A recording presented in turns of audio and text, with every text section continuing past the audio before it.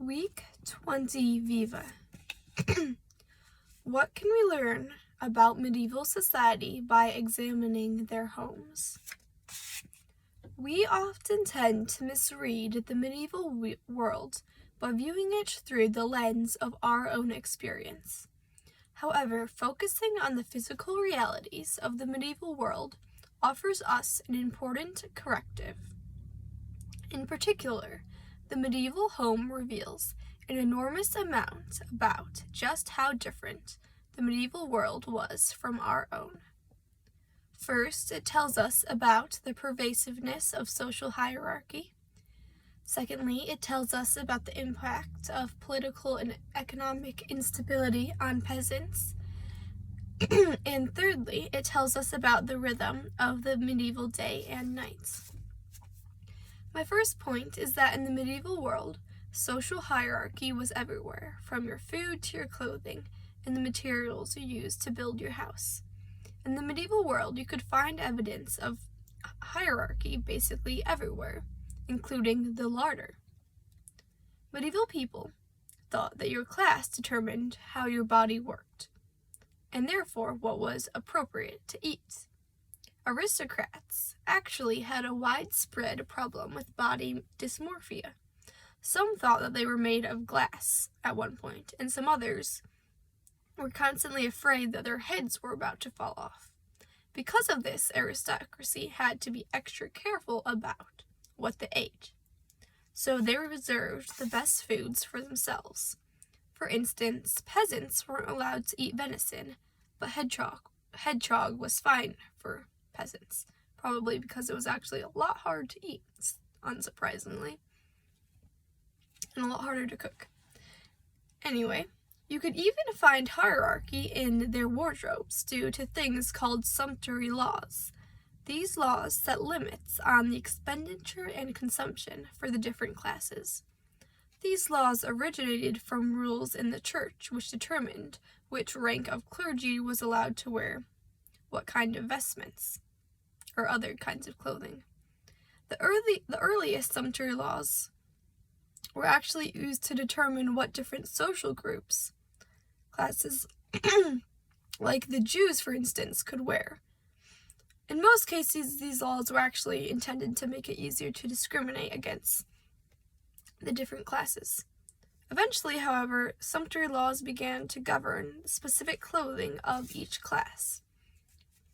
Because Europeans saw each aspect of life as developing from hidden religious symbolism. For instance, the animal called an ermine, which is like a weasel, was actually only allowed to be worn or kept by royalty because a popular legend said the ermine would, quote, rather die than be defiled, unquote.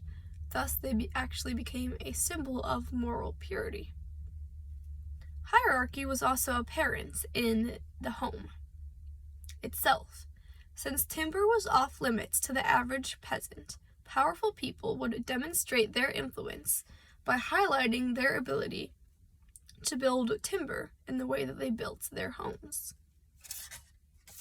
If the peasants wanted to build a house, they would have to use coppice wood instead of large pieces of wood. To get coppice wood, a tree would have to be cut down to a stump. The rest of the wood would have been cut for lumber, and the peasants could not have used it. But anyway, they would cut the tree down to a very stump, and then small shoots would begin to grow the following spring. The coppice would eventually be ready to harvest within 7 to 20 years. Anyway, so if the peasants wanted to build their house, they would build a structure out of whatever larger sticks they could bind together and make the structure. They would then bind together wattles, and they would make these out of the coppice wood, and that could be used to make the walls. And then they would seal everything together with daub, which was made out of basically a mixture of mud, hair, fur, hay, maybe clay, and a manure, and then they would smear that on the outside and to help everything stick together and to provide protection and insulation. Alright, so my second point is that the medieval home tells us about the impact of political and economic instability on peasants. Without the towers, stone walls, and moats which protected the aristocracy, the average peasant depended on proximity for their security. Peasant homes were often one room with little privacy and few belongings. They were filled with people and animals. The lack of privacy can be illustrated by the traditional medieval bed. In the early medieval era, peasants slept communally around a fire. They would sleep on their cloaks or reeds for bedding. As the beds developed, they remained social places. People met guests or conducted meetings in them. The key events of birth and death were often therefore witnessed by many. Also, co-sleeping was very common. This meant that one family in most cases would end up sharing one bed, and often travelers or guests would be expected to share a bed with the family. Because of this, rules developed for the correct positioning of the bedfellows. The sharing of one mattress between a whole family had a practical reasoning, obviously, besides just the fact that they didn't have very much space. It helped preserve warmth. Such advice an Italian proverb, quote, "In a narrow bed gets thee in the middle," unquote. Probably the warmest place is in the middle. Very smart.